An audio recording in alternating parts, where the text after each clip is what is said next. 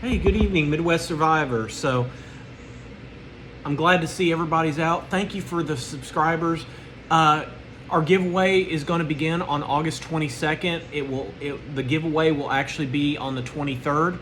So be sure to register on the community.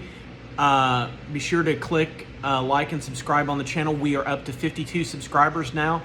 We're going to keep going, and right now we're going to be starting the road to 100, and there'll be another big giveaway whenever we hit 100. So be sure to hit like and subscribe. Be sure to check out the community, comment, and have conversation and dialogue. You know, if you leave a comment, I will always respond back to it. So, you know, we want our community to grow. We want to grow the channel because it's about healing. It's about more than just surviving. It's learning how to thrive. So have you ever started healing and suddenly someone around you became angry about it? You know, you start setting boundaries. You stop explaining yourself. You stop accepting disrespect. You know, you become more confident. You stop chasing people that value you, that don't value you. You know, you start saying no. You suddenly hear, well, you've changed. You know, you think you're better than everyone else. You've become selfish. You've become different. So what if the problem is that you have changed? Let me rephrase that. What if the problem isn't that you have changed? The problem is that your healing is changing what they can get from you. And that's tonight's dinner chat. So grab dinner, grab coffee, pull up a chair, let's chat about it. So why your healing can make unhealthy people uncomfortable. So healing changes the rules. When you're healing, you start recognizing things that you used to tolerate. You used to feel normal around unhealthy, toxic situations that don't feel normal anymore. And that's positive and that's good. The constant criticism, the guilt trips, the yelling, the screaming, the manipulation, the disrespect, one-sided relationships, one-sided disagreements, endless arguments. You start asking yourself, why have I been accepting this? And once you recognize the cycles and the patterns, it's very difficult to unsee it. I can honestly say that whenever I was 16, 17 years old, I started seeing unhealthy cycles in my family and with other people. And once you see it and once you recognize it, you've got an accountability and a responsibility to either A, turn your head and just keep going along with it, or B, make changes for yourself. And I decided to make changes for myself. I'm doing it at 42 years old. But you know what? Rebuilding and starting over is the greatest thing that I've ever done in my entire life. And I want to say that. And it's very important that I have done it with someone that I love, that more importantly that I love, that cares about me, that believes in me. And I just want to say thank you so much, because when you do it with somebody that loves you, cares about you, and that believes in you, doesn't belittle you, doesn't shame you, doesn't guilt you, doesn't manipulate you, it is the most beautiful, amazing thing in the world. So your boundaries change access to you. You know, maybe someone was used to using you and calling you whenever they wanted. Maybe they expected you to answer the phone every time. Maybe they could demand your time at random. Maybe they could make you feel guilty until you gave in. Then you establish a boundary. I am not going to do this anymore. And suddenly they're angry and they're upset and they're closed off and they shut you off emotionally. And you ask yourself, are they angry because you're hurting them, or are they angry because you are no longer allowing them to control your life, dictate how they have access to you and access to your resources? Healthy people may not always like your boundary, but they can learn to respect them. Unhealthy people will never like your boundaries, and they will do anything and everything to try to break them down, disrespect them, and destroy them. The words "you've changed" isn't always an insult. Yes, maybe you've changed. That's what healing does. Maybe you don't argue like you used to. Maybe you don't chase people anymore. Maybe you don't need everyone around you to approve of you. Maybe you don't tolerate disrespect. Maybe you don't explain every decision. Maybe you're finally comfortable walking away. Here's the reality: growth requires change. So when someone says you're not the same person anymore, you can calmly think, I know. And sometimes that's the point. Some people benefited from the old version of you. This is uncomfortable. There may have been people who benefited from your lack of boundaries. They benefited when you always said yes. They benefited when you apologized first. They benefited when you stayed quiet. They benefited when you accepted blame. They benefited when you kept giving even when you were exhausted. Your healing doesn't necessarily hurt them. It simply removes the benefits that they received from your old behavior. Confidence always threatens control and boundaries. So when you don't trust yourself, other people have incredible influence and control over you. Suddenly you start asking, what do you think I should do? Are you mad at me? Did I do something wrong? I'm sorry. I apologize. Healing teaches you to develop your own judgment. You start thinking differently. You start processing differently. You start having different perceptions. I know what I want. I know what I'm comfortable with. I don't agree with this. No, I'm not doing this. So for someone accustomed to influencing every decision that you make, your confidence can feel like loss of control. Healing makes you harder to manipulate.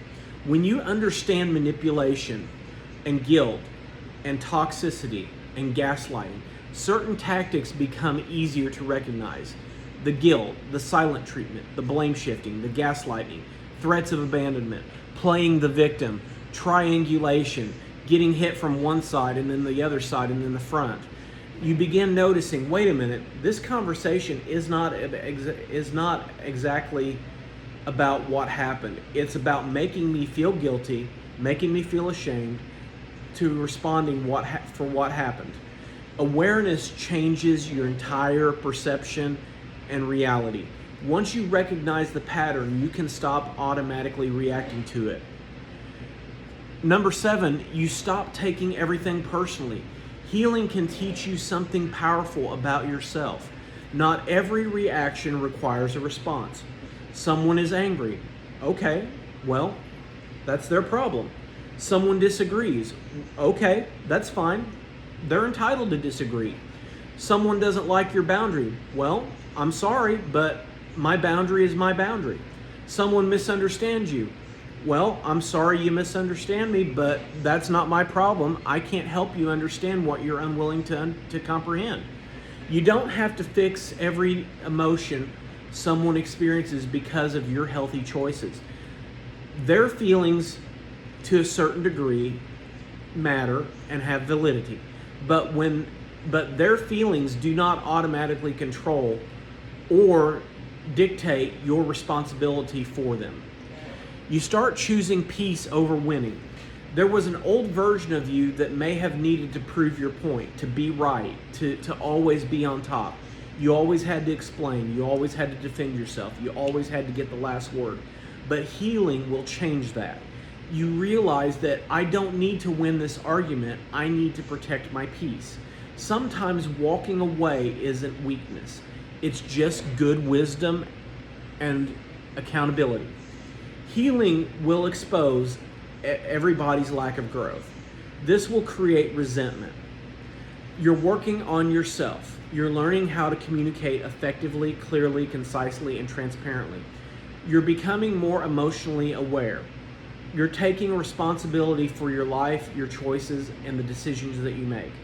You're trying to build healthier relationships with healthy people. And someone else isn't changing. Growth can unintentionally highlight your growth, will always unintentionally highlight any lack of growth. You don't necessarily criticize them. Your progress in your life simply becomes a contrast. And some people don't like mirrors. So don't assume that everyone who dislikes your healing is toxic and unhealthy. Here's where we need to have balance, wisdom, and transparency. Not everyone who questions your changes is trying to control you. Some people may genuinely miss you. Sometimes your behavior may have changed in ways that has hurt others. Sometimes healing requires us to recognize that we have responsibilities too. So here's something to consider. Am I becoming healthier, or am I simply closing myself off? Am I establishing boundaries, or am I punishing people? Am I protecting my peace, or am I avoiding every difficult conversation? Healing isn't becoming incapable of accountability. It's becoming more capable of healing accountability, of healthy and healing accountability. Healthy people can and should adjust to your growth. Someone who genuinely cares about you may say, I don't completely understand the new boundaries, but I can learn to respect them. They may just need time to adjust. They may ask questions. They may even feel disappointed, but they don't need you to remain unhealthy so that they can remain comfortable. And that's an important distinction.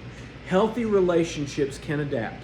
Unhealthy relationships often demand that you return the version of yourself that was the easiest to control, easiest to manipulate, and easiest to keep down at their level so that they can be, in their eyes, superior to you. Don't apologize for becoming healthier. You don't need to apologize because you finally learned your worth. You don't need to apologize for wanting peace. You don't need to apologize for establishing boundaries. You don't need to apologize for changing unhealthy patterns. You can acknowledge mistakes. You can acknowledge and apologize when you've hurt somebody. But don't apologize because your growth makes somebody uncomfortable. And here's another big one. Healing is and can be lonely. This is something that is never discussed enough about and should be discussed about often. When you stop participating in unhealthy family dynamics, unhealthy cycles, unhealthy patterns, there are going to be changes in relationships. There are going to be people that will not understand. There are going to be people that get moved out of your life, or they move out of your life. There are going to be people that accuse you very harshly and very rudely of being different. And yes, that is going to hurt. But loneliness during transition doesn't mean that you made the wrong decision.